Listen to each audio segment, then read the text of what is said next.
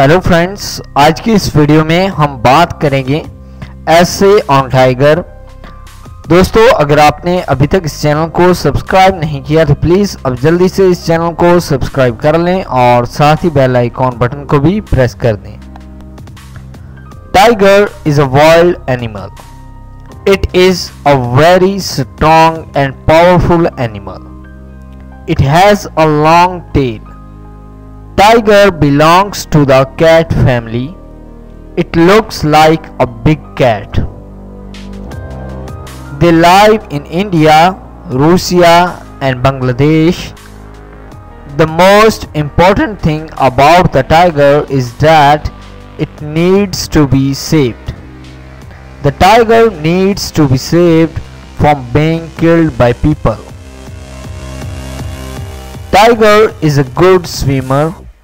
It runs very fast. It can climb on trees. The tiger claws are very sharp. Tigers are very good hunters. Tiger is a national animal of India. It is also known as the Lord of Jungles. Tiger is a beautiful animal. तो दोस्तों, ये था ऐसे on tiger.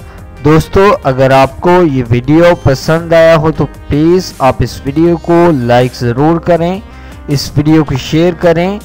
आप इस video को Facebook, WhatsApp के जरिए शेयर कर सकते हैं, अपने दोस्तों को इस चैनल के बारे में बता सकते हैं।